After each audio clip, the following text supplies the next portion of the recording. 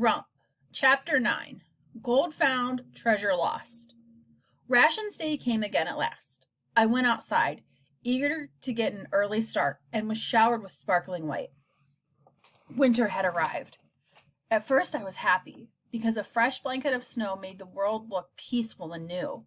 Nothing bad could happen in such fluffy white. But then the cold bit my skin, and I remembered what winter really meant. It meant that soon the pass up the mountain would be closed. No one would be able to get through to trade gold for food. It meant slow, grueling work in a frozen mine. It meant cold and hunger, more hunger than usual. Milk only gave drippings of milk. Our one remaining hen had no eggs, and nothing bellowed at me because his hooves were frozen to the ground. When I finally pawed him loose with icy fingers, he kicked me from behind, and I landed face first in the snow. I hate winter. When I arrived at the mines, Frederick threw a snowball at my face. Bruno got me on the back of the head. Then a tree branch dumped a load of snow down the neck of my shirt. Winter hates me. It was a long day in the mines. I kept myself from going crazy by making up rhymes. Frozen fingers, frozen toes. Where are you, gold? Nobody knows. Spin a sock, spin a hat. Spin a stupid, ugly rat. A furry cat, a winged bat. Spin them in a tasty stew. I like the sound of that. I went to the mill for my rations and waited in the long line with a grumbling stomach. I had found a little more gold than usual this week. I think it helped that the pixies were now sleeping for the winter. If gold meant food, then the miller would have had to give me my rations. But when I reached the front of the line, he simply looked down at me over his bulging belly and said, "No gold, no food." His eyes had a greedy gleam. He knew. I understood my dream now. I hadn't spun that much gold, but it was already choking me. When I came home, Gran was still in bed. Her eyes were open, but she just stared up at the ceiling. "Gran?" She blinked, but didn't look or speak. "Gran, are you all right?" I walked to her and placed my hand on her cheek. I pulled away quickly. Her skin was so hot it burned my cold palm. I stumbled backward and fell, then ran outside down the road to Red's house. I didn't know anywhere else to go. I pounded on the door, hoping someone was home. A woman swung open the door, brandishing a wooden spoon. Red's mother. She looked fierce, just like Red. But she gave a start when she saw me panting and crying. "Rump?" Red peered out from behind her mother. My Gran! Something's wrong! Please!" Red's mother threw down her spoon and grabbed her cloak. "Come," she said. Red followed, and we ran back to the cottage. When we walked in, Red's mother went right to Gran. "Elizabeth?" She gently touched Gran's forehead. "Red, go outside and get a bucket of snow." I stood by the bed while Red's mother looked Gran over. Gran opened her eyes and made a little gurgling sound, but she didn't speak. It was like she was trying to say something, but the words were heavy and got twisted on her tongue. "What's wrong with her?" I asked. Red's mother didn't look at me. "She's old." "But what's wrong with her?" "Oh, child." She looked at me now, and her eyes were so full of pity. I thought I might be sick. "No one can keep going forever. She's ill. Her brain isn't working right." "Her brain? I needed Gran's brain." "Can you help her? Will she get better?" She gave me a tragic smile. "We'll just have to see." My whole body sagged, and she touched my shoulder. "It will be all right." Red and her mother placed cold cloths on Gran's face and rubbed warm ones on her feet. They boiled water and the leftover chicken bones and spooned the broth in Gran's mouth. A lot just dripped down her cheeks and chin, but Gran seemed a little more awake while we fed her. She looked at me, or at least I thought she did, and then she fell asleep. "She should sleep for the night," said Red's mother. She picked up her cloak and went to the door. "I'll be back in the morning. Come, Red." "I'll be there in a minute." Red's mother nodded and shut the door.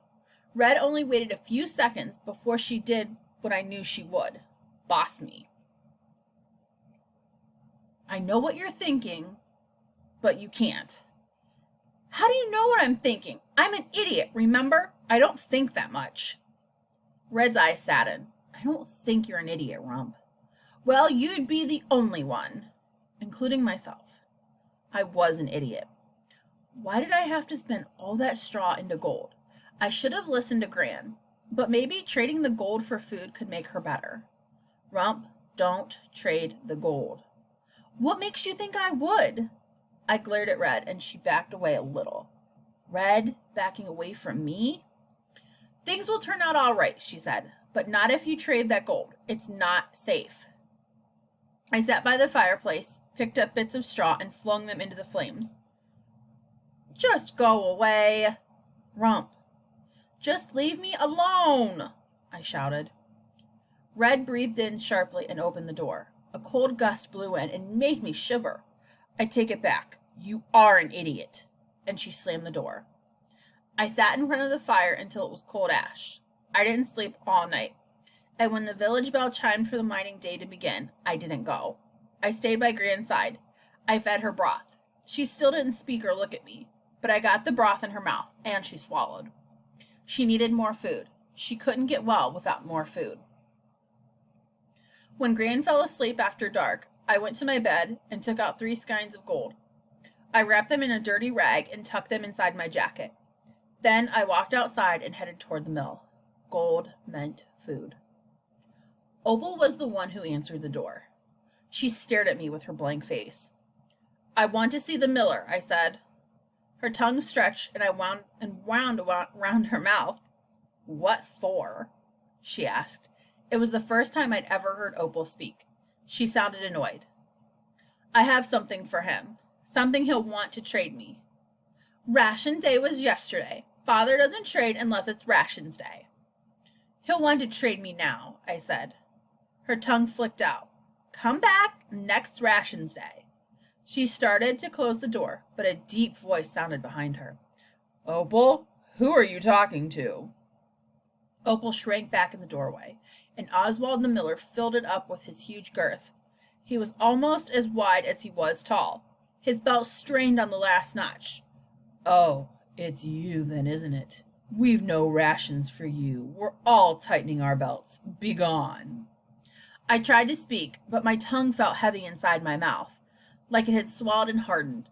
I figured what I carried would speak louder than words anyway, so I took the bundle from my jacket and revealed the gold. Quickly, the miller stepped close, back blocking the gold from Opal's view. He looked from side to side, making sure no one else was around, then lowered his big nose to my bundle. His fat face spread wide, and the gold glinted in his greedy eyes. He reached for one of the skins, but I pulled away. I thought of all the things I could demand. All the food. I would ask him to take me into the storehouse and let me choose as much as I wanted. Honey, oats, apples, carrots. He would mill my green to a fine powder, but my tongue was so heavy and the words would not come. What will you give me? I said in a strangled voice. What will you give me for this? The miller smiled as if he felt my struggle. Clever boy, he said. Opal, go and get a sack of flour and a sack of oats, 10 pounds each.